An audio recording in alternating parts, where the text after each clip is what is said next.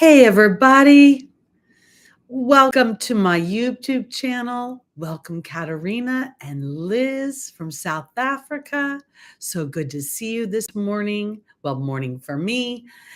It is going to rain, believe it or not, here today, which I'm kind of excited about. And good morning, Juan. Great to see you. So, Liz, you said you're requesting that I start with Aries, and I would love on some level to accommodate you, but I've gotten into a loop now and I'll mess my whole self up. But we're going to talk a lot about Aries in the very beginning here because we have our Aries new moon coming up this week. Here in the Pacific, it is at on March 31st at 11:24 p.m. Pacific time. And it's going to be on the 1st for the rest of the world, I think, for the most of them. Welcome, Jules. Welcome, Nicole, CC Pups. Welsh, it's good to see you. Posted up. Great to see you. Okay. Happy birthday, Liz. Oh, so your birthday is on the day before the new moon. Pivotal, very pivotal. Good morning, Michelle. Great to see you. This is, for me, a fabulous and yet, this, in some respects for me, this moon is a little bit polarizing from my perception. Let me just kind of jump in here and talk a little bit about the dynamics that's going on, because this new moon is at 11 degrees Aries. And that's the Aquarian degree. It is the 11 is the master number of thought. It is conjunct Chiron in Aries at 12 degrees. And also going to be conjunct Mercury at 9 degrees. I think this is huge because Chiron at 12 degrees is a spiritual degree it's the Piscean degree. So somewhere this new moon is going to illuminate the potentials of a wound, but yet at the same time, there is a gift that is on the flip side of it. So it's almost a little bit like this is how I perceive it. The new moon in the dark of night, this is when the moon and the sun come together in the sign of self, in the sign of the entrepreneur, in the sign of the survivor, in the sign of the warrior, in the sign of the pioneer, in the sign of the courageous. And I feel as if being conjunct Chiron could potentially illuminate a wound. Then we go to Mercury that either takes place in my everyday life, how I perceive, maybe it's a wound with your siblings, a wound with the way you think, a wound the way with what your thoughts are being perceived outside in the world, because Aries relates to the sense of self. Chiron in Aries would indicate a wound that had something to do with your self-worth, with your sense of identity out in the world, with feeling uncentered. And it can show up in a couple of ways where you give too much to others, you constantly trying to please other people for their approval, or you go the other way and you become a little bit more rogue, a little more independent, and you don't ask for help. So I think that this is an opportunity to look at ourselves and say, how can I stand in my own space, in my own way of being, and still be gentle and open to the perceptions and the reactions of others? Aries in balance, the peaceful warrior. So I think this is going to be a very important new moon. If I remember correctly, all the planets will be direct. So we'll be seeing a lot of action. It's the beginning of the zodiac year. And I think it's a really great time to start to put into place the structure, is the way I want to put it, to move your story forward, to start to give life to the idea that the structure doesn't start with your doing energy, but with your being energy, which is indicated by that 11th degree. What is my belief? What is my attitude, what is my disposition as I move forward. So I think this is really, I think by the time we get to Libra season and we see the full moon in Aries, we're going to see something really transformational have taken place. And I think this is also going to take place in our communities. We also have a dynamic between Mars and Saturn in Aquarius. And I think that there's here in the United States, the grocery store workers have been talking about going on strike, which is interesting because as Uranus goes through Taurus, Taurus rules food, Mars rules humanity, and Saturn structure, and so we're seeing a lot of how do I want to phrase it? I don't want to make it like cuckoo crazy that people are going to be rebellious and be angry. But I do think on some level, this moon and the dynamics right now are a little polarizing. And as we head towards the Neptune-Jupiter conjunction, I think a lot of us are going to be looking at ourselves and really examining our beliefs and how we are owning those beliefs and walking through life. Again, this Neptune-Jupiter thing, a lot of astrologers are talking about how favorable it is, which it is on some level, but I'm also slightly concerned for people who are unconscious because that could be a lot of illusion and a lot of expansion of spirits that go this way. So I want to offer that. That's going to not take place until April 12th, and that will also be at the Aquarian degree, 23 degrees. So I think this week, as you are looking at this new moon, I think it's an opportunity to plant seeds, to begin the actual structural, foundational building of anything you want that comes from your sense of self, what you want to see, for you to birth out into the world. Okay, so let's go on to our readings. I think there was something else that I wanted to say. Let me look at my notes real quick. That's it. Okay. Hello, Dusk. Welcome to the tribe today. Hi, Gita. Shelly, good morning.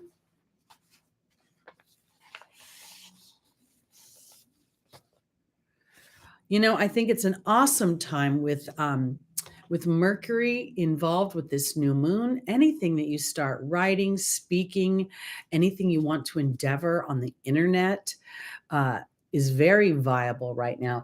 And I want to offer it this way because I feel like things are very polarizing in some level, meaning those of us that are standing in conscious co-creation with the universe, I think are going to excel, are going to kind of experience, I want to use the word miracles, because miracles are alignment to source energy.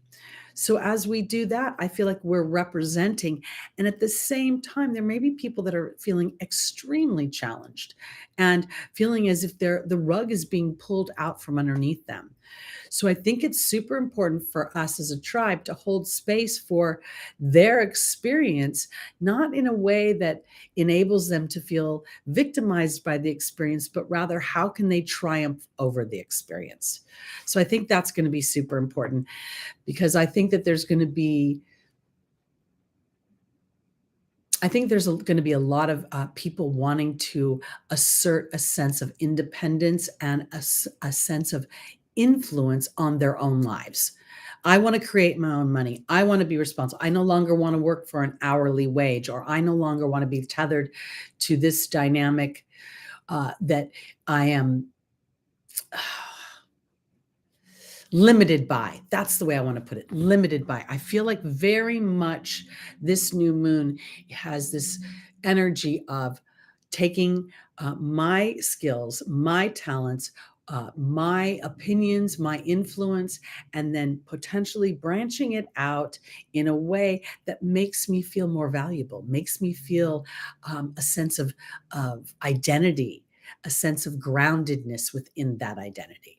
So I think it's very powerful. And I think that on some level, when we get to this full moon in Aries around Libra season, I think you will have experienced yourself in a way where you'll come into alignment with your ego, your personality, and your oversoul. Because your oversoul stands in sources light. It understands that the challenges you walk through are there to empower you, to remove illusion. So I think this is super great. How funny, Shelley. Maybe you should go to Sparkle's Barbecue. Okay, let's start with our readings. Pisces first. As always, I don't even know how to go normal anymore because that's just how I roll. And let's see, because a lot of action going on for Pisces right now with Jupiter and Neptune coming together.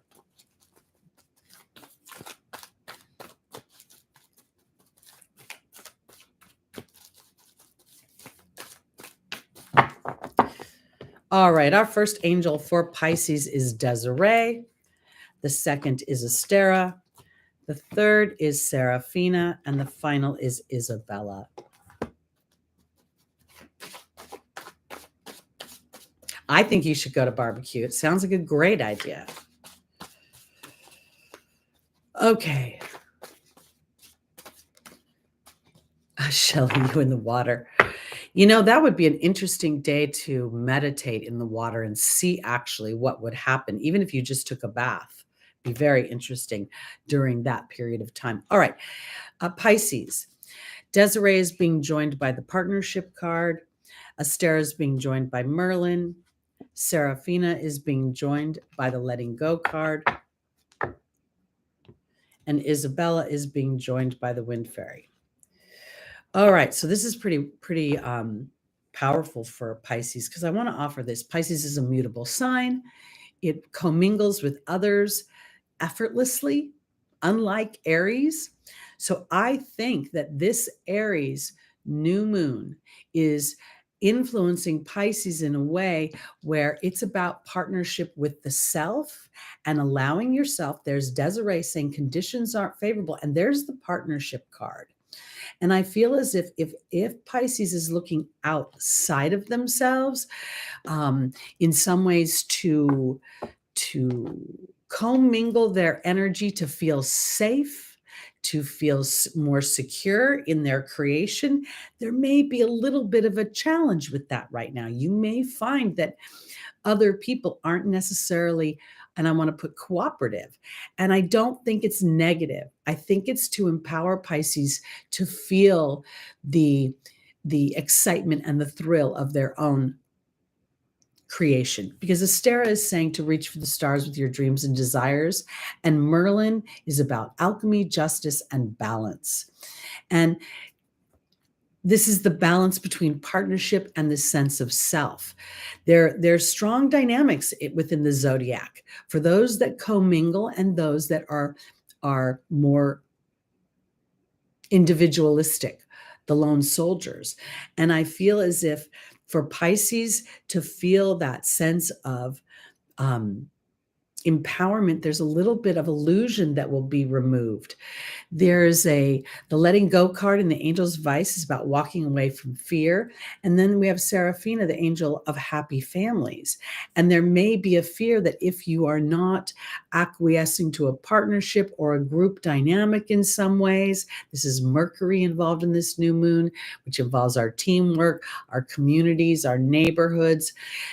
I feel as if you're fearful of this, step back for just a minute and give spirit an opportunity to really give you a new experience, because Isabella is saying the timing is right for you to really step out into a new venture. And I think this is really, when I look at the wind fairy, I'm not going to thoughts right now. I'm actually going to Gemini, to the things that Mercury represents.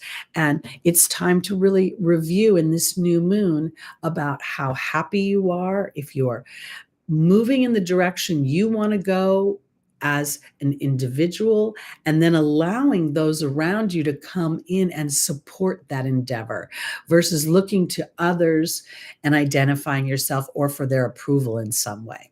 I feel this is a really powerful energy because by the time Neptune and Jupiter meet within Pisces house, you have an opportunity to shift your beliefs in a way that creates more abundance for you, more wealth, more. And we have to remember that Jupiter doesn't just represent money, it represents moving in a new direction. It represents foreign ideas, foreign thoughts, foreign people. So wherever you are in the world, whatever is normal to you, everything else is somehow outside of you. So there's a potential of really bringing in a new way of thinking about yourself, thinking about how you commingle with others that actually empowers you into a place of feeling vital within the situation or feeling influential or feeling valued. That's where I'm going. Okay, let's go on to our Aquariuses. Oh, and I forgot, I'm such a bad marketer, I have to say. I always forget to make announcements. But I've done a couple of things while I'm shuffling. I'll do that. I've started a couple new series on the channel. We've got Word Vibration of the Week. We just finished week 5 with that. I say we, me and all my personalities. I'm really excited about this because words create our experience. Words vibrate. There's a ripple effect of them, and how we use them is so powerful and important to our manifestation. So I'm doing that every week, and I'd love to hear your comments and how words land on you. I'm also started the Brave Heart meditation series, and this is just 15-minute meditations that are meant to have you reflect on a question to get the real foundation of your belief system to how am I co-creating within my life? How am I co-creating in the direction I want to go? Because, I hate to say it, but for the good, the bad, and the ugly, we're always co-creating. And I don't think it's meant to pull the rug out from underneath us as much as it's a series of illuminations to create a more razor focus towards what we want so we can get where we want to go quicker. So I hope you'll check those things out. They're fun. I'm enjoying doing them. And they're just little ones. I think, 5 minutes and 15-minute meditations. Okay, here we go. On to our Aquariuses.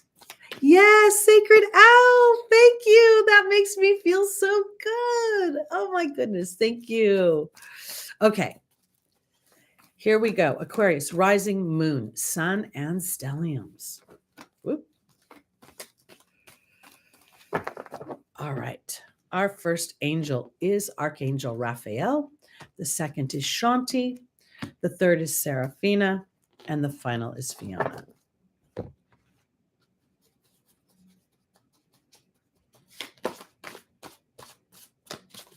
Thank you, Welsh. I appreciate it. Congratulations on your manifesting things.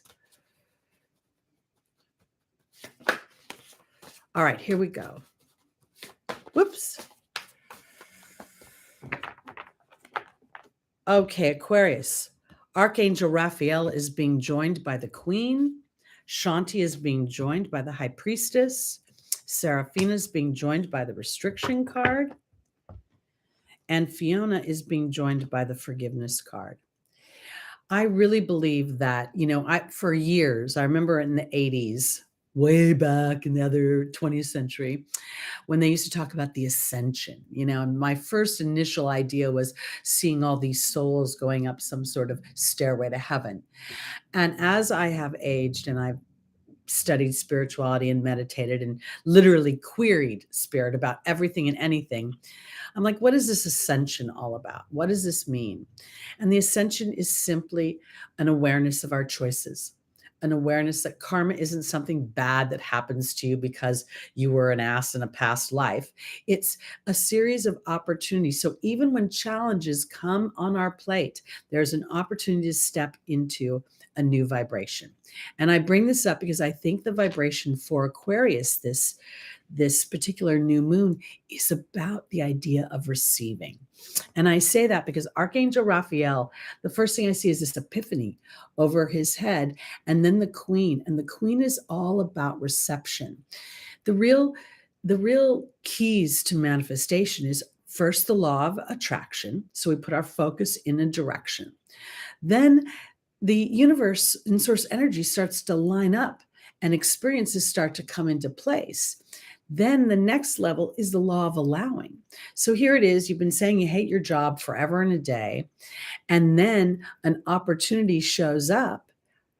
And this is where the law of allowing comes in. You've been calling forth a new experience. So Aquarius is going to have an epiphany about their ability to receive.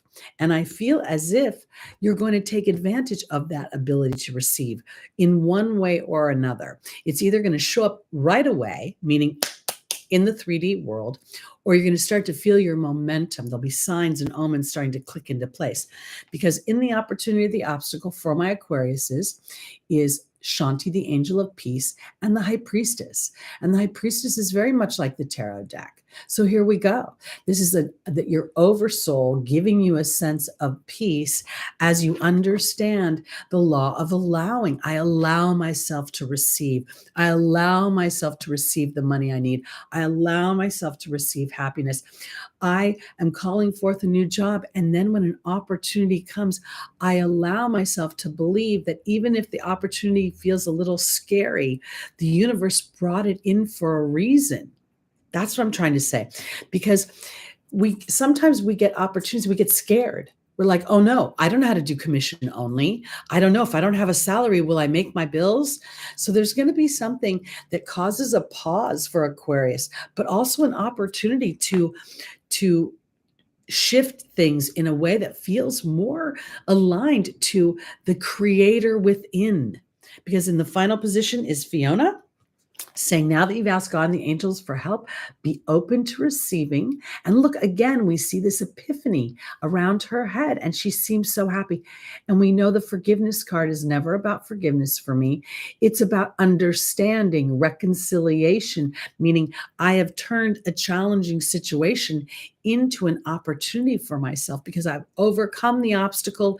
I've been brave within the obstacle.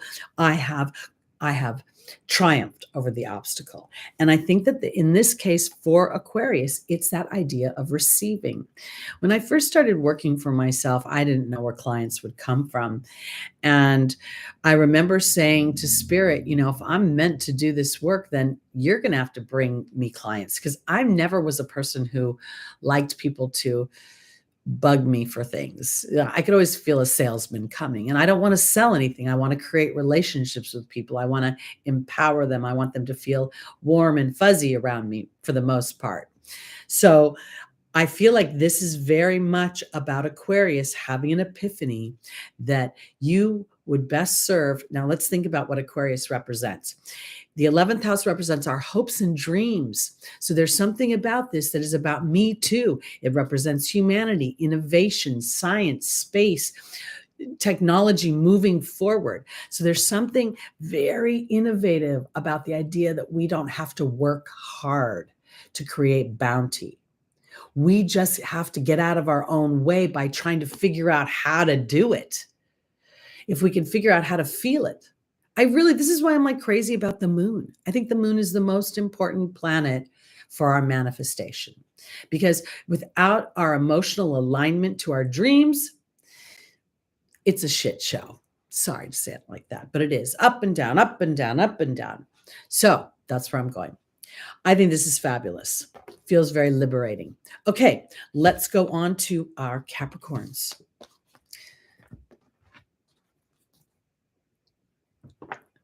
All right, here we go.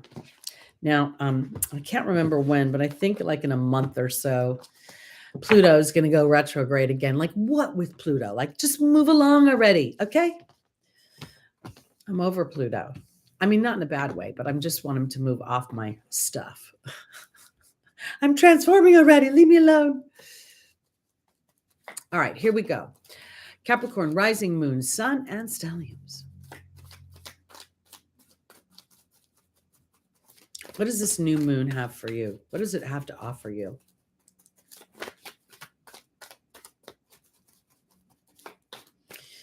I didn't get my cheat sheet with the houses.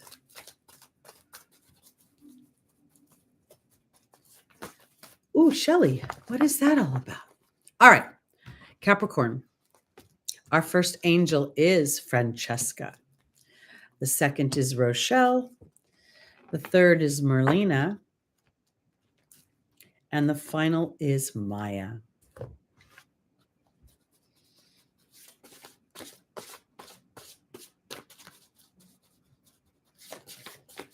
All right.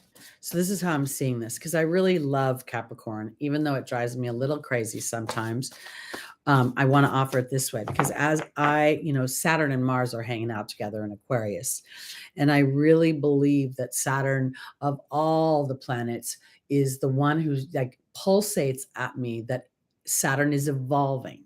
So when Saturn is categorized as restrictive and depressive and oppressive and the man, all of that is true. But Saturn is saying, I'm that way when you choose a lane you don't like. When you let fear grip you into thinking, if I don't do this, the man's going to get me, meaning authority, government.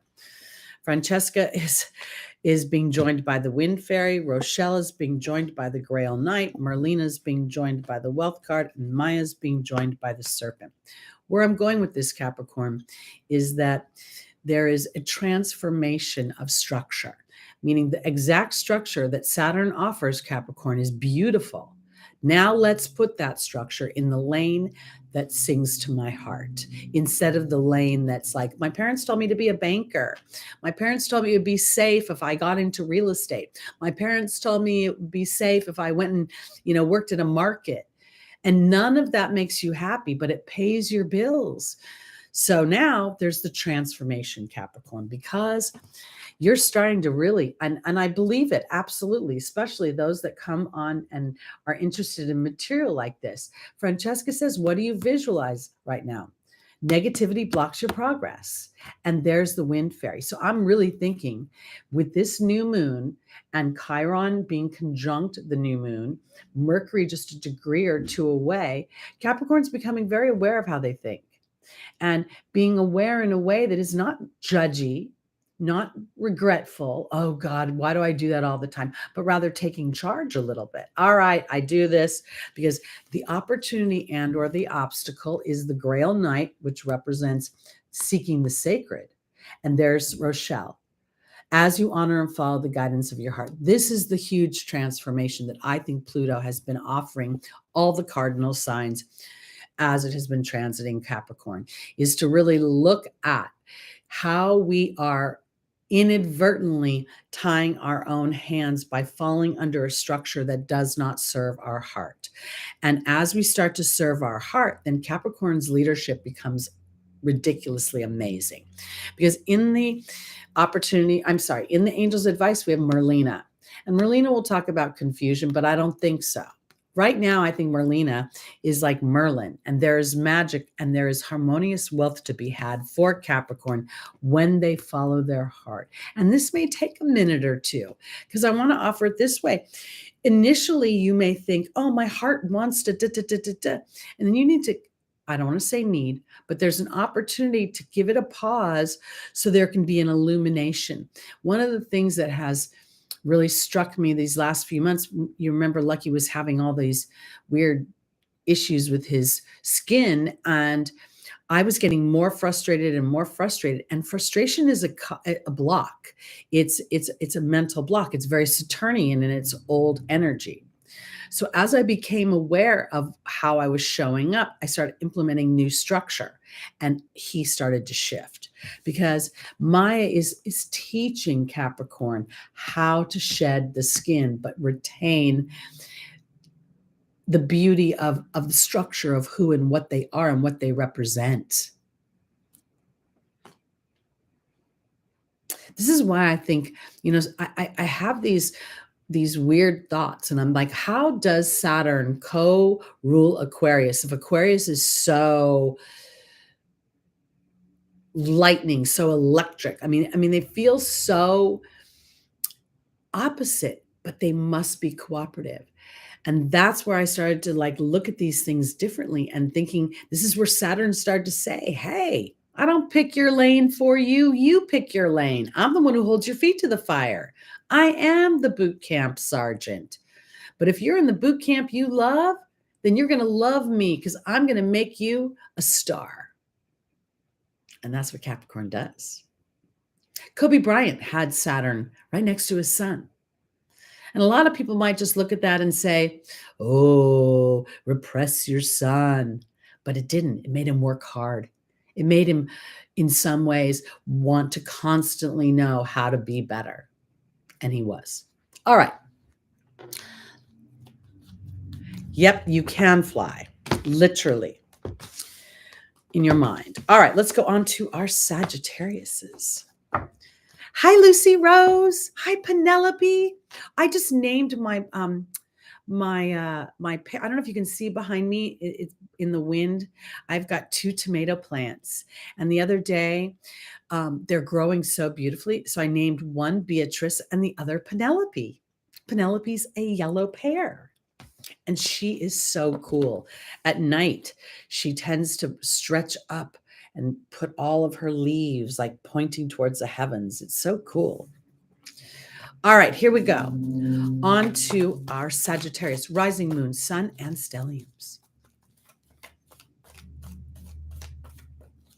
Penelope, you have a lot of action going on, having all that stuff going on in Aries. I'd be interested to see, because this new moon, if you've got your sun, moon in Aries, this new moon is going to be wild for you. So I would put a strong intention on how you want to play to Venus there. Do you want to feel more abundant? Use your skills?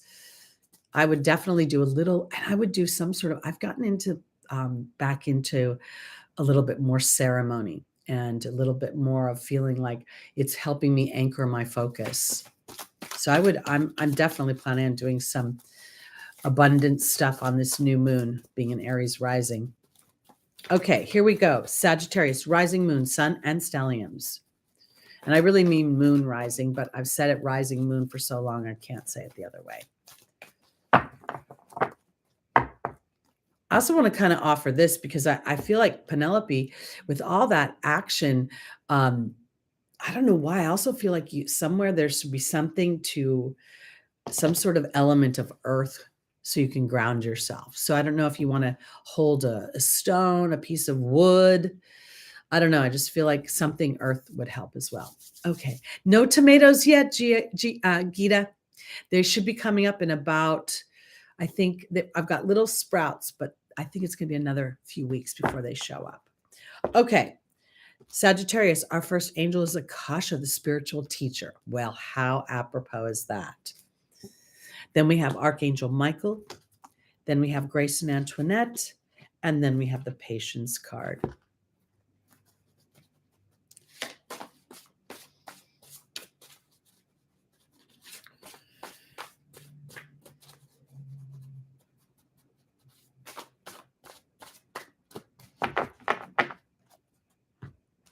Akasha is being joined by the restriction card. Archangel Michael is being joined by the love card. Grace and Antoinette is being joined by Merlin.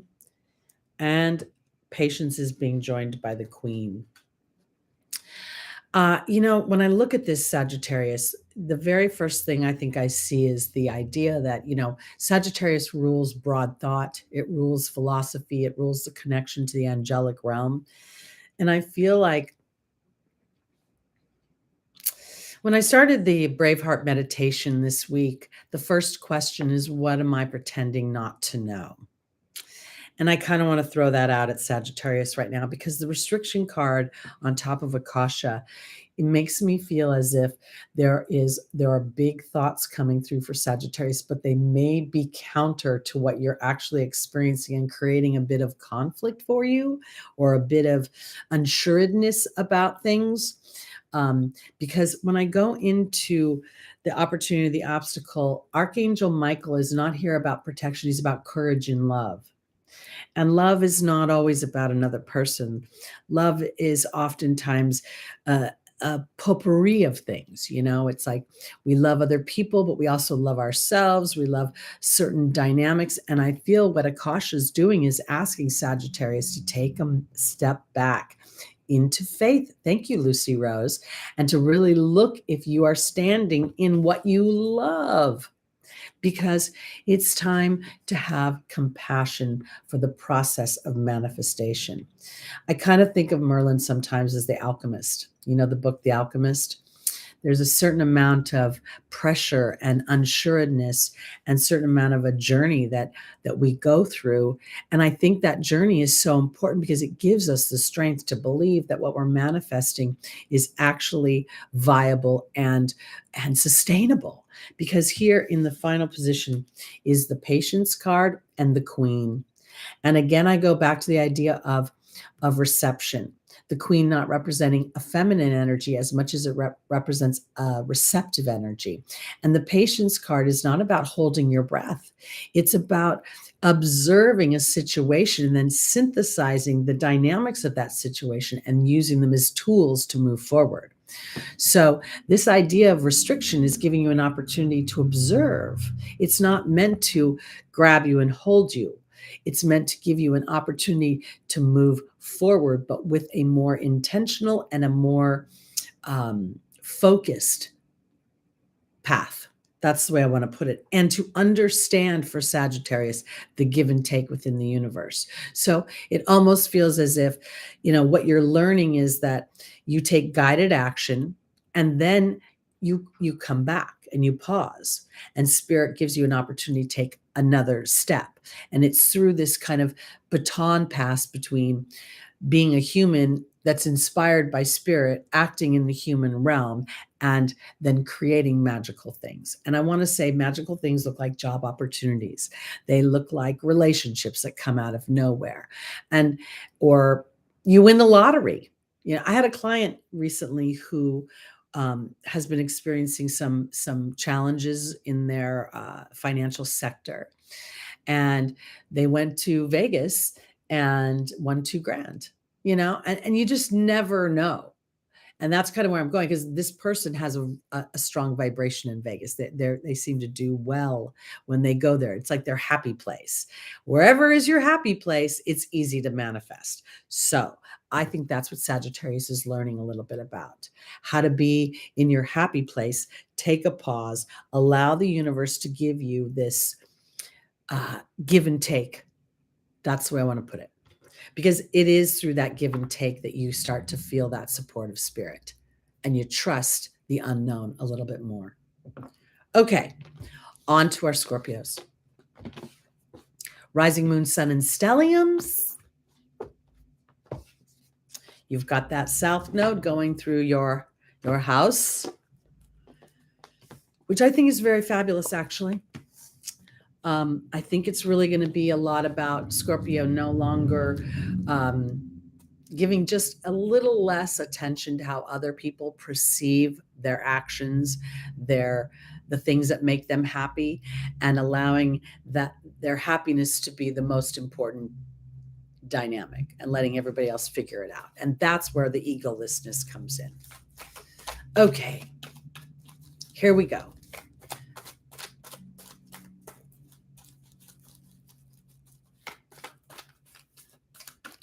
Here we go. Scorpio, rising moon, sun, and stelliums.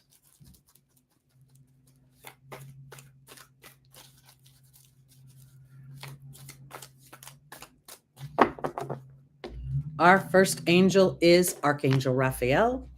The second is Isabella. The third is Akasha. And the final is Athena. All right, here we go.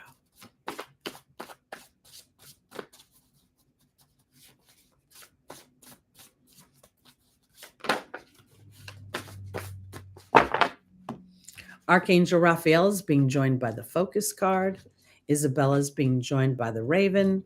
Akasha is being joined by the Birth and the Rebirth card, otherwise known as Pluto. And Athena is being joined by the Swan. This is pretty awesome. All right, I want to offer this. So here we have a new moon at 11 degrees. I can't even get over these numbers because we've had a bunch of full moons at 27 degrees. I don't know, 3, 4, 5 of them by now.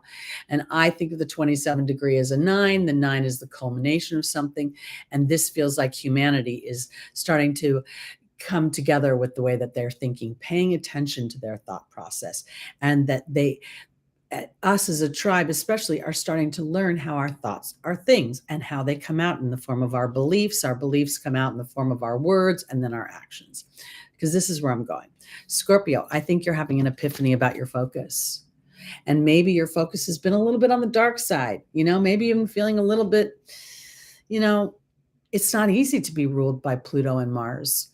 There's a lot of lifting the rug with those two planets. There's a lot of taking no prisoners in the truth. And so I think that sometimes we can get caught up in the challenges that the truth offers us, right? So now is a timing for Scorpio to really start to say, yes, there is magic in this whole dynamic.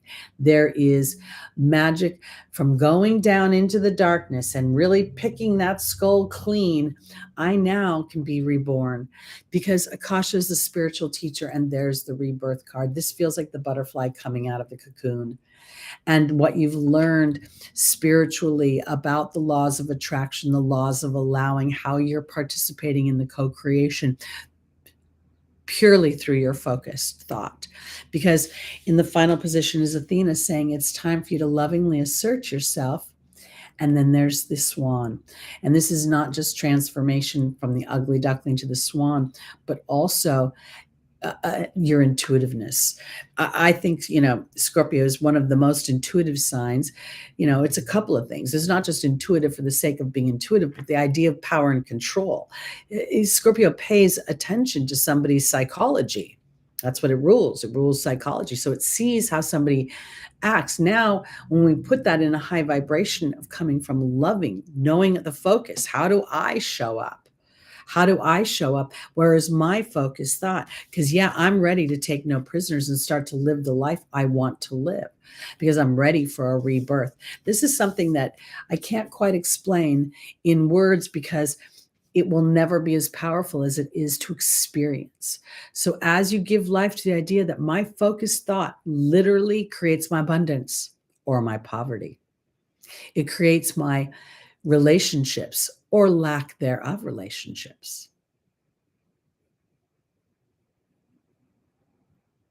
This feels very, very powerful. And I want to offer this because by the time we get to the full moon in Libra, I wonder if Scorpio will not be in new relationships in some way, both friend relationships, potentially work relationships, and intimate relationships. And I feel as if really putting your intention out there will start to have the wheels of manifestation moving. And if you're already in a partnership, then the revitalization of that partnership, friendship, family relationship, there's a very strong feeling of Scorpio kind of owning their own viewpoint, and as a result of it bringing more bounty, more abundance, more favor, more feeling connected. Okay. Wow, that's fun. All right, you guys, hit that like button, please. I like it, I like it. I like it, I like it. Okay, here we go. Nicole, I think that would really depend on what house that is happening in. For me, it's happening in the 11th house, which is Aquarius. I'm an Aries rising. So I don't look at Saturn and Mars as actually problematic. I feel like Mars can be a little bit like a teenager and just want to just jump into battle. And Saturn's like, whoa, slow your roll. Let's think about this before we just jump out. We don't want to die today. So these two planets can very much work in tandem and in cooperation with one another. Now, you might also want to look at the aspects, because if you have squares to these dynamics, it could be a little bit more challenging, creating friction before the manifestation shows itself up. And I think the squares, the friction can be hard, but it also feels like when I think of it, I see a craftsman, I see a woodworker, and the friction of the sandpaper actually softening the edges or creating soft lines. So don't fight them. Just surrender.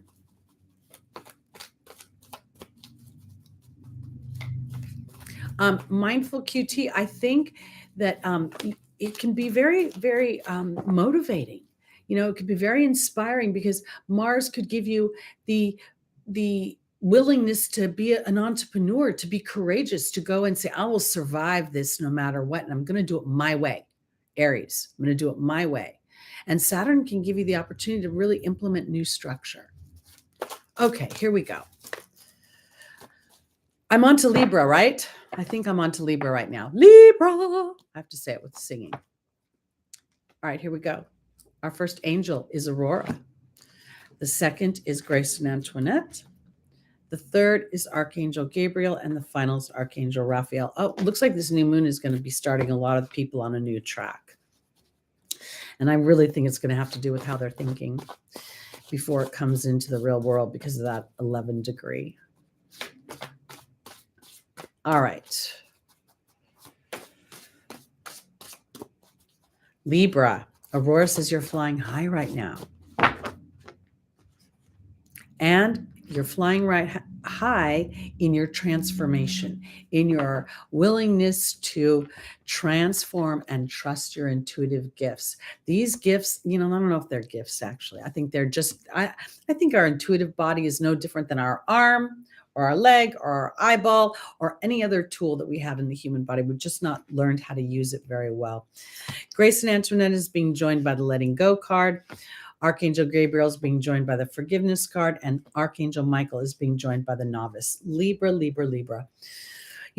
These partnership signs, and Libra's a big one, tend to sometimes be overly cooperative to the point of not acknowledging the self. Now, this is where my Libra is kind of funny because my Aries rising is so strong that I've got to beg to be more Libran. But I want to offer it this way because for my Libras, Aurora is saying your transformation will inspire others. And I want to offer it this way. It's not because you become like some sort of saintly creature floating around the world with no problems. It's because you become wise in seeking the co-creation of whatever challenge there is. And within that challenge, what is the gift that has to be offered to you? Because this intuitive body here feels so strong, so like, oh my gosh, like I'm settling into something that's always been here, but now I start to trust it in a way that I never had before, because I think part of what it is moving away from fear. And the compassion that you have shown yourself is all part of this transformation, because fear is the unknown. I almost want to say not practiced. It's kind of funny because when you understand the laws of attraction, when you understand the laws of allowing, when you're in the unknown as the human, you understand that, oh, my personality gets to focus in on what I want. It's why they make vision boards. It's why people do ceremony. It's to help the human align. I don't know if the ceremony or the vision board actually makes anything happen as much as the focused thought while doing the activity. Because what I think is that there's going to be a sense of compassion that you have for yourself and others as you move away from fear. The letting go card is always let it go from the movie Frozen. It's funny how some distance makes everything look small, and the fears that once controlled me can't get to me at all. It's time to see what I can do, Aries new moon, to test the limits, to break through. No right, no wrong, no rules for me. I'm free. And here we go. Archangel Gabriel in the angel's advice, and there's the forgiveness card. There's this reconciliation of your old thought process and the evolution. It's not the extermination. Oh, that was bad and now I'm good. It was like, oh, that challenge brought me to this conclusion, because you're about to have huge epiphanies, and there's the new beginning. And I want to offer it this way. The epiphanies don't feel like they're like, oh, I need to move. They feel like they're more aligned to the idea that I started off saying Libra is partnership oriented. And if I don't take care of myself in this partnership, am I really serving the partnership or serving others? This idea of me allowing myself to be important is not selfish, it's selfless. Because anybody who overgives becomes a ball of resentment eventually. And then whoever they've been overgiving to doesn't receive bounty, and they don't receive bounty. So I think there's something huge going on for Libra. And one of the things that I study with Brian is South Node in Libra, in its lower energy, can be very disheartened by relationships versus uplifted by them. And I think that this is an opportunity as Libra stands in their own transformation and their own willingness to transform, not looking to the partnership so much, but how does my individuality contribute to healthy partnerships? Friends, family, lovers, all of it. All right, let's go on to our Virgos. Okay, so I noticed this. Virgo rules pets, right? And Lucky's little skin wackadoo thing started happening. I noticed it in October, right after the Virgo new moon. I didn't realize it at the time. And then as the Virgo full moon just took place a minute ago, Lucky's, it's all started to really end. I can't even believe it. These cycles sometimes freak me out. I mean, I believe in astrology, and at the same time, I'm constantly like wowed by the idea of how it really lines up. All right, here we go. Here we go, Virgo, rising, moon, sun, and stelliums. I remember that movie. I actually had about 27 bridesmaids dresses. I've been in everybody's wedding and never had one of my own. Ugh, what a waste of money. Okay, I'm so happy for me too. Lucky's doing so good. He looks good. He's feeling good. He's sassy. He had his 10th birthday, started his 11th year of life. All right, Virgo, let's see what's going on for you with this new moon.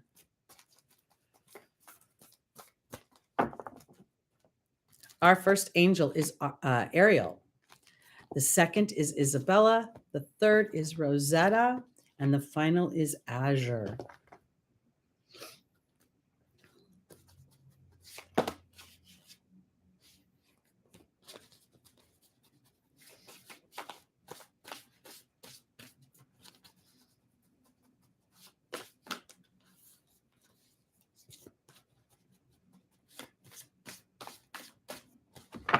We are on Virgo.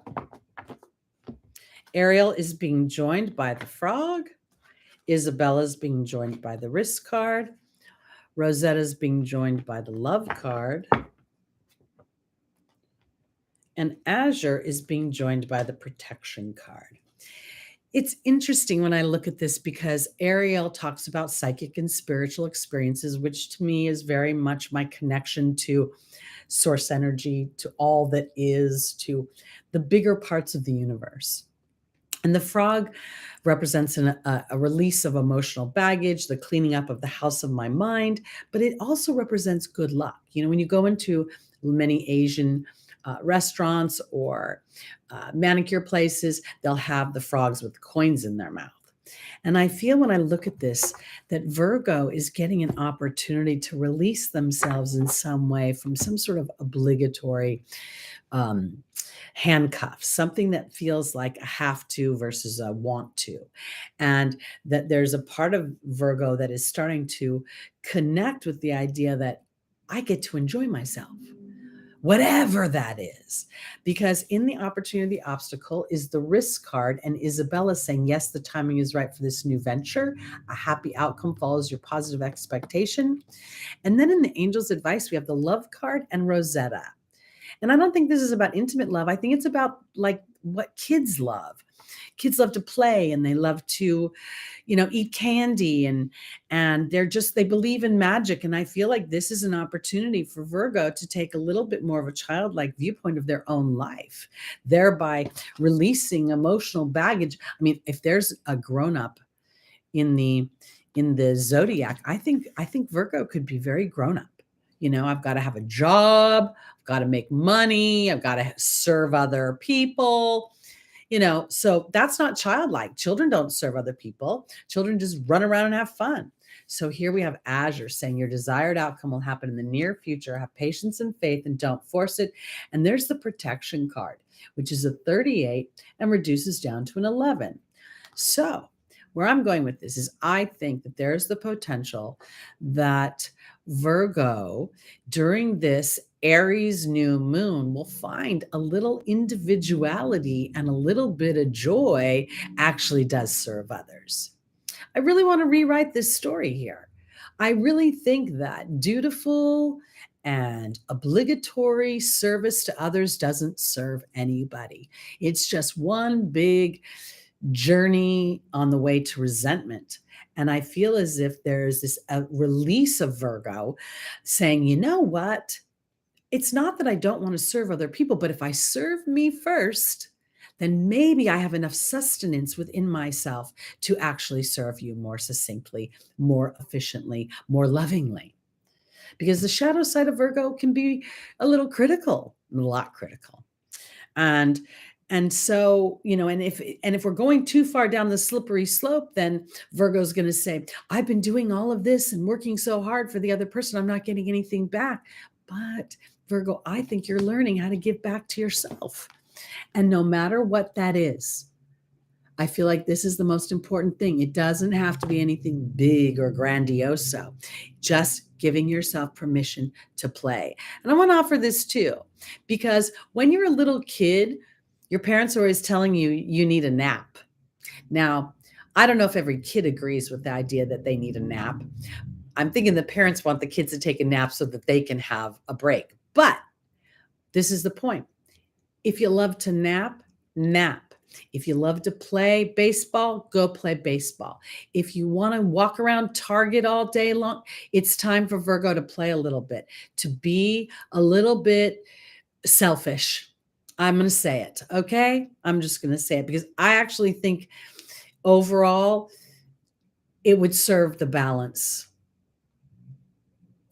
And therefore, you'd be a better service to others. So play, play, play, have fun, be frivolous, watch dumb movies, let yourself laugh, relax. Do you, Virgo? You can be busy later. Get it? Busy later. Selfish isn't selfish if it's done with the right vibration. There is selfish where it actually takes from others, but true focus of self is selfless because it isn't actually standing in I must take from you in order for me to win. All right, let's go into our Leos. Rising moon, sun, and stelliums. I'm booking it this morning. That was one of the words was selfish, Lucy Rose, on Word Vibration of the Week. And my whole take on it was that selfish is not always selfish. Selfish is kind of a way of helping to balance things out. All right. Leo, rising moon, sun, and stelliums. Our first angel is Xana, the angel of protection. The second is Shanti, the angel of peace. The third is Teresa. And the final is Maya.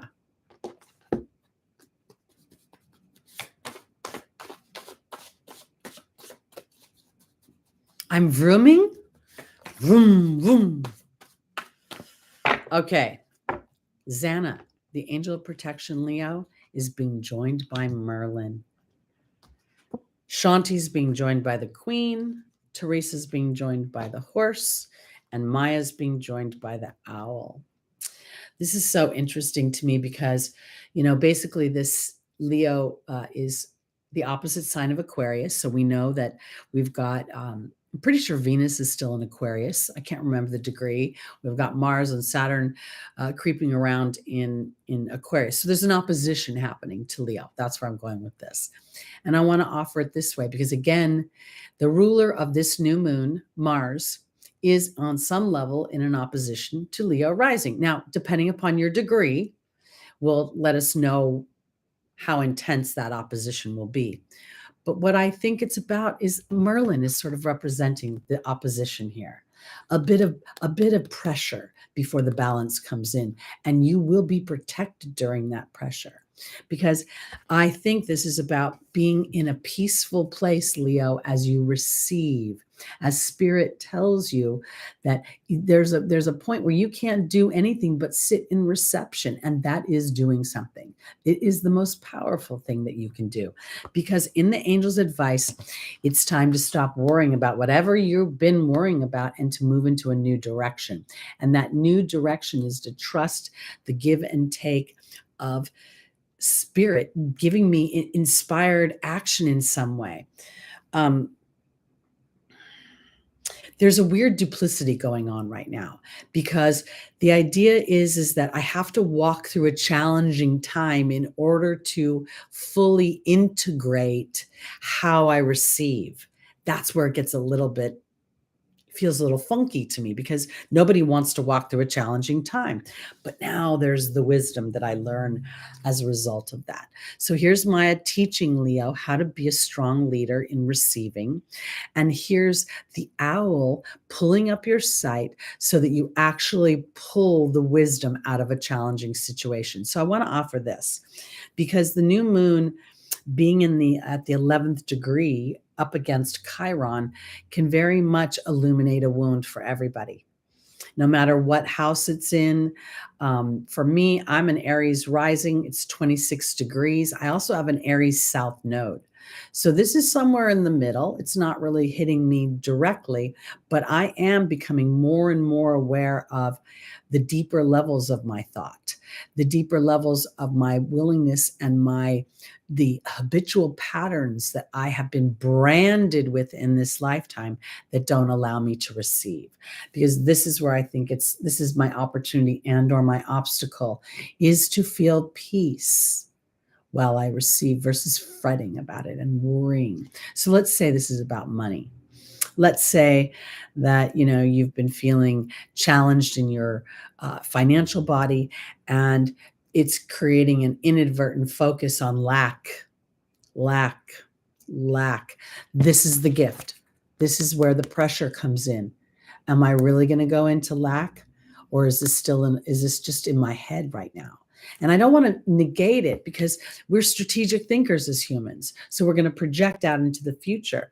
But if we can project that we will be taken care of by spirit, that there is something about the wisdom of our focus representing for everyone, not just ourselves. Because as we and I believe the generations being born right now are going to implement this idea of focused thought in such a way that it will appear magical. And the idea of people, when I want this and then it appears, is going to be an everyday occurrence. So take a little solace during this dark new moon, Leo, as you're learning the duality of your own pressurized situation, but you're being protected throughout it. Hope that made sense. All right, let's go on to our Cancers. Rising moon, sun, and stelliums.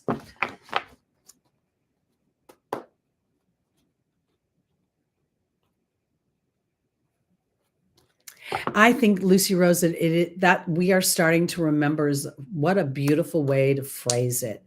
I oftentimes get a little bit of a brustling or rustling feeling when people say that we're here to learn lessons. It's so Saturnian. I don't think we're here to learn lessons at all. I think we're here to actually focus and have bounty, and inadvertently we get caught up in that human structural block. And so when we remember who we are, then we manifest. oh gosh, I'm kind of not saying it very well. In spirit form, we know things so definitively, like, oh yeah, it's easy to do this when you're in the human form. Then we get in the human form and the veil goes on and we listen to everybody else coaching us on how to be. And then we start to think everything's hard. What do they tell you when you need a job? You got to pound the pavement. No, no, that's not right. You don't have to pound anything. All you have to do is think about the job you really want, go into meditation, and then get a sudden pull. Oh, I need to go to the internet. I need to look on Craigslist. I need to go to Zillow. I need to go to LinkedIn. And then one thing leads to another and another. And then you start to truly represent. So I'm all with you, Lucy. We're here to remember who we really are, not to learn lessons or be punished for indiscretions in a past life. It's a series of choices. All right, here we go. Cancer. Our first angel is Merlina. The second is Indriel. The third is Astera. And the final is Desiree.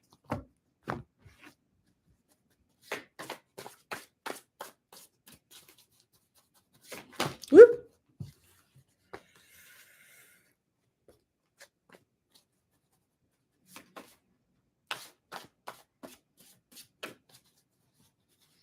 What's Merlina want Cancer to know here? Forgiveness is joining Merlina. Indriel is being joined by the love card. Astera is being joined by the butterfly. And Desiree is being joined by the joy card. I want to offer it this way because Cancer, especially late degree Cancers, are having that opposition to Pluto. It could be a little bit tough, I want to say, because you could be feeling like, impatient. You could be feeling a little bit low, a little bit like, when I look at Merlina and the forgiveness card, I feel like Cancer's been going through it. There's some things that you've wanted. There's connections you've wanted. There's human interaction you've wanted, and it hasn't even been close to coming to fruition the way you want it to. But there's that forgiveness card. And I feel like when I look at Cancer, there's a little something that when everything comes out to play, because this is the thing, new moon in Aries, right? New moon in Aries is about being courageous, about being a pioneer, about being a little bit militant in the way that you will take no prisoners in your viewpoint. Please stop putting those playthings. I don't know what those are. Because Indriel is talking about love and there is a illumination. I'm sorry. Can we take that person out of the room if they're going to do that? Thank you. I appreciate it. Small. Okay. Because Cancer, there is an epiphany that's going to be had for you as you realize that somehow during this whole period of unknowing and unsureness, there's going to be some sort of reconciliation that shows up as a result of that. There's going to be it's kind of like this. I want to say it this way. If you are wanting to be in an intimate relationship, right? Okay, hold on. I got to remove this. I can't do this anymore. Sorry, guys. Okay, there we go. All right, this is where I'm going. When I look at this Cancer, it feels very much like it has to do with love, feeling loved, feeling partnership, feeling connection. And there may be this period of time when you're either frustrated or it feels like it's not happening the way that you want it to. And there's something that's going to actually show up and be revealed to you. And I think that's part of what this new moon is about, is allowing yourself permission to go, into the dark and plant the seeds, meaning in your mind, I've already been doing all the hard work. I've been aligning. Now I get to trust the universe because the love I want is not superficial. I want something a little bit deeper. And if for some reason I got what I wanted, but it was superficial, or it was not, when I say superficial, I mean,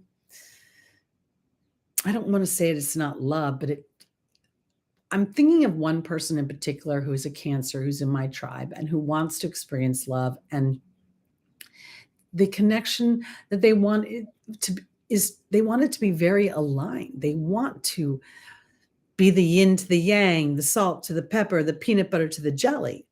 And if you've been dating mustard and you're peanut butter, they don't go together. That's what I'm trying to say. So I think Spirit is saying, just keep your eyes on the prize. You're going through a period of gestation from the caterpillar, but before you realize it, you're going to be very joyful because conditions were not favorable, or the person that you've been with or the people that you were entertaining were not aligned to truly long-term happiness. And when we're young, I was totally a criminal in this way. My eyes I'd see somebody and I'd be like, oh my God, that's so gorgeous. I need to have a little bit of that. And I never looked at the character behind it. And I'll tell you, I tripped over my own feet a lot. And I went through a lot of very challenging relationships because I only would look with my eyes. And the men that were kind to me, I sometimes ignored them. And as an older woman, I realized the mistake I might have made in not responding to somebody who actually had my best interest at heart. Because where I'm going with this, Cancer, is somehow through your confusion, there's going to be a reconciliation. You're going to understand that, oh, this is why it didn't move forward there, or this is why there was a block there, because Spirit was actually protecting me so I would be able to experience the joy that I want to in my home sector, in my relationships, and in my family. Okay, let's go on to our Geminis.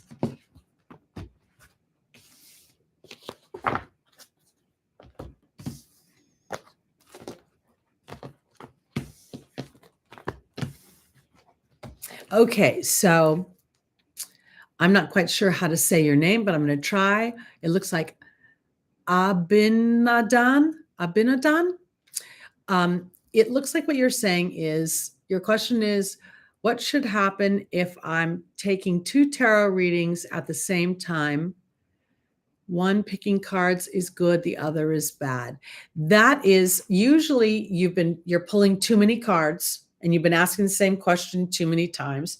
And more often than not, this is about trusting the inner knowing when you're getting the conflict, because you already know the answer. That's what they're telling me. You already have the answer, and you're pretending on some level that the answer can be different than it is. So that's where I'm going. Okay, here we go. On to our Gemini, rising moon, sun, and stelliums.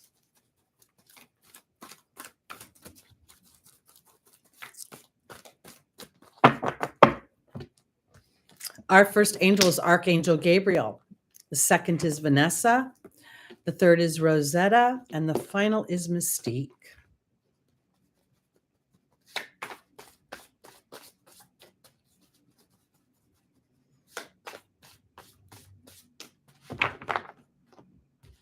Archangel Gabriel is being joined by the restriction card. Vanessa's being joined by the Fire Fairy. Rosetta is being joined by the Joy card. And Mystique is being joined by the Love card. Archangel Gabriel represents our thoughts, represents our insecurities. And she asks us straight up on this card to give our insecurities to her so she can transform those insecurities. And there's the restriction card. And, when we think about Gemini, in some ways, Gemini can be caught back and forth in our thought, right? It could be this, it could be that, with the sign of the twins, the whole bit. And I feel as if Archangel Gabriel is saying, I'm restricting the back and the forth. I'm gonna hold you down there a little bit, because I'm gonna ask Gemini to start to look at their faith in a situation. How much optimism do you have? How much How much are you able to project a positive outcome versus a challenging outcome? And I want to offer it this way because the human is predisposed to look for a problem and then to try to solve the problem. But if you pay attention to the most successful people throughout history, the billionaires, the real people who have changed the planet, they never focus on the problem. They focus on the solution, and they become a little bit crazy about the solution, because for Gemini, the solution is enjoy. Right now, the solution is turn your brain off and start doing dumb stuff in your backyard, or go to, go-kart racing, or go play miniature golf, or go do something fun. Get out of your brain, because I feel like this is the other thing too. Whatever's going on with Gemini, like if you're having challenges at work, or you're having challenges with your children, or you're having challenges communicating, I feel like right now there's nothing you can do about it. Like, it's almost like if you keep staring at the problem, it's not going to get any better. So move yourself out, go do something fun, and then Spirit will give you an opportunity to shift it. And I want to say this too, because I think maybe this has to do with your professional life or your work life in some way, and how you're spending your everyday activities. This is where the loop is coming from. So I want to say there's the love card, and there's Mystique saying to keep charging ahead, expect miraculous solutions. And my story is this: miraculous solutions are really not about like somebody bestowing something great on me. It's where I start to align, my thoughts start to align with what I want to experience. So let me give you a quick example. The last job I had, I worked for a chiropractor, and I was piss and vinegar the whole time. I hated the job. I hated it. I was starting to do readings, and I was getting a feel of my own ability to create money and to create my own security. And I used to have a 2-hour break in the middle of the day. They'd shut the office from 1 to 3. And I'd be like, what am I going to do for 2 hours? I'd drive home, walk the dog, and I would tell Lucky, pretty soon I'm not going to have to do this anymore. I'm just going to, be able to walk you whenever I want. And even though I was kind of pissed off when I was saying that, I was literally putting a declaration, a rocket of desire out into the universe. And then the miraculous solution came. Because I think for Gemini, this new moon is about planting seeds, about being an entrepreneur in your own mind, about starting to think about, how am I spending my day, and am I enjoying it? And if not, even if you don't know what the solution is, telling Spirit you're willing to have faith in creative action, and you're willing to start to play in an effort to pop the grown-up out of you. That's the way I want to say it, because inspired actions usually don't come out of the grown-up mind. They come out of the child mind. They come out of the playful mind. They come out of the fun mind. The grown-up mind is like, I got to pay my bills. I got to clean my toilet. I got to do this. I got to do that. Gemini, I feel like just blow it up. Blow it up. Don't do your laundry. Buy new underwear, whatever. Be childlike, and then something's going to happen. And whatever that is feels like it's going to call for you to be slightly brave in your viewpoint of it. And the bravery comes that if I love it, if it sounds exciting, then it is viable. And part of me gets to be brave in allowing this to come into my existence. That's where I'm going. All right, let's go on to Taurus, and then Aries, and that will be it for this week.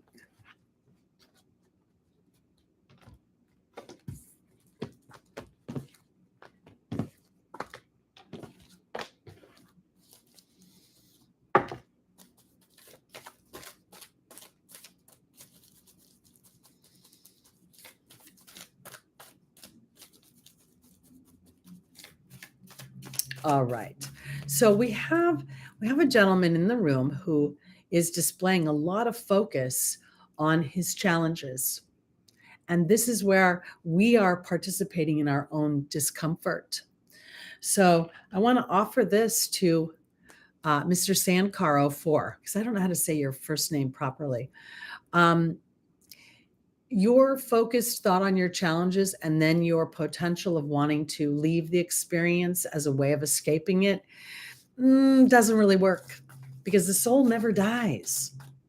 The soul chooses experiences for a reason. And if you're going through a challenge, somewhere you're holding yourself small. And that's part of your life path. Excuse me while I pick up the cards I dropped. All right, I can't address people individually too much, so I'm going to go on to Taurus, rising moon, sun, and stelliums.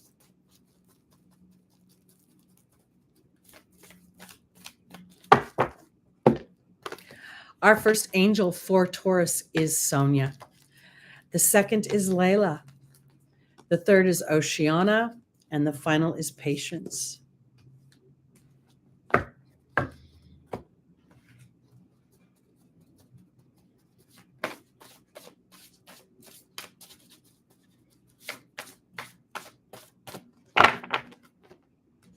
Sonia is being joined by the Forgiveness card.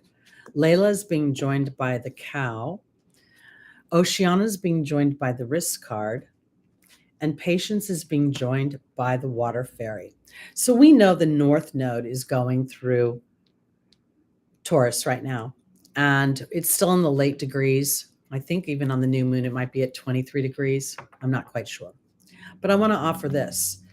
Because when I look at Sonia, it talks about deceased loved ones. And then there's the Forgiveness card.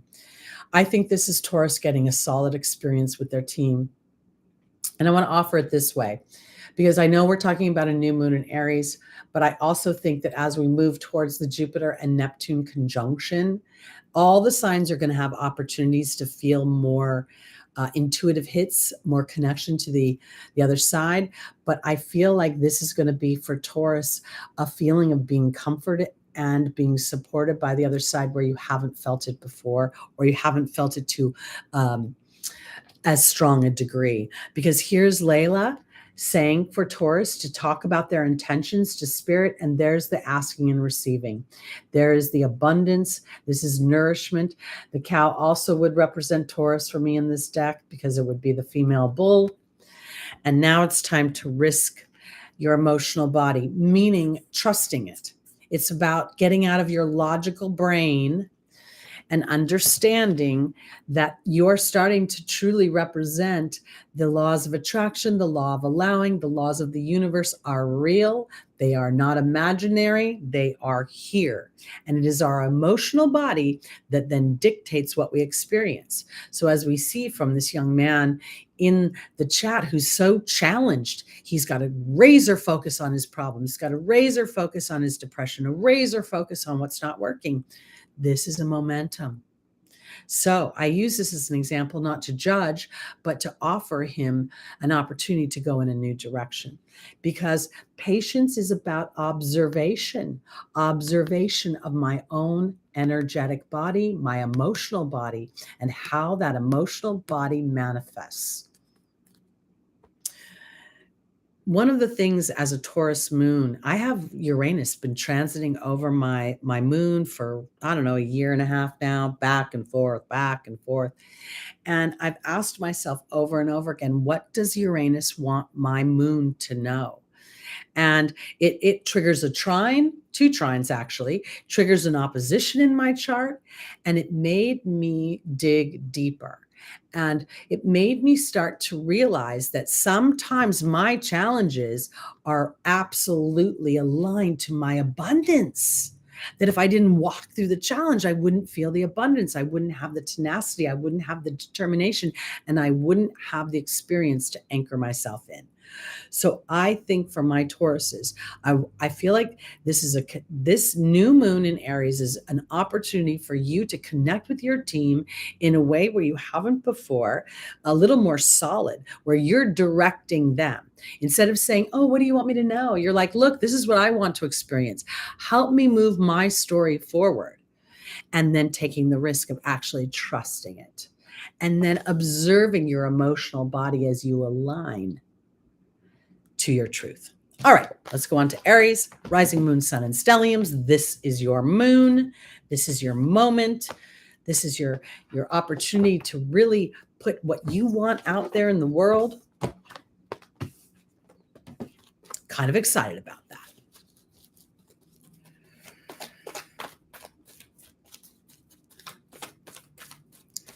Aries, rising moon, sun, and stelliums. With the Chiron conjunction, yes. And this is what I want to say, because I'm really convinced that the Chiron element, along with the nodal structure in your chart, is indicative of past life. But the wound is the gift. And it's our job to seek it, because the human experience is a series of wounds that become gifts, a series of challenging situations that build a muscle so that we become stronger and stronger in our ability to create. So I have my Chiron in Aquarius. And it's so interesting because there's a part of me that really, really wants to help people empower them. And then sometimes I get caught up because the individual stories feel like they're dwarfed in comparison to how humanity is being affected. And I feel like sometimes this is where Aries gets, because Aries is a little bit of a loner, a little bit of I'm going to go my way, see you later. Okay. And I feel like there's an opportunity right now for this new moon to create a sense of leadership and connection. So the entrepreneurial spirit, the freedom of the peaceful warrior, going into the dynamic, being brave enough, but also being willing to allow the influence. That's the way I want to put it. I don't know if I made sense right there. I kind of got distracted by that, the chat. Okay, Aries, here we go. Our first angel is Crystal. The second is Ray. The third is Archangel Gabriel. And the final is Francesca. So Crystal says, have faith and hope. There's more on the horizon that you can't see. And this is so indicative of what feels like a bit of a deconstruction is actually leaving room to open a new space. And it's going to be for your victory and your good luck. And I want to offer it this way, because that pioneering spirit, that bravery that you have, that little bit of taking no prisoners, is what is actually manifesting what it is that you want. You're learning how to use your own mind as a sword. That's the way I want to put it, because here is the connection to the angelic realm in the form of Ray, taking my power chakra, the yellow, flanking it with my heart chakra and my throat chakra, and spending time really telling spirit, this is how I feel my life will make me, will be more joyous to me. And there's the movement card, because we have Archangel Gabriel and the protection card. And I want to offer this because I think that Mars is a very strong leader. I don't always see Mars as a warrior that's running around like a crazy lunatic wielding his sword. I feel like a real strong military leader knows how to be strategic. And that's where Mars is going now. That as we sit here in this tribe, we're no longer unconsciously throwing anger out. We are learning how to trust our being energy and then working in tandem with spirit. Because I think for Aries, you're starting to learn how to tame the boogeyman in your head. The boogeyman being negativity, being the less than story, being the monkey mind. So I feel as if the real victory comes and the real epiphany comes in Aries going, you know what? I can't always see everything, and that's okay, because I am brave.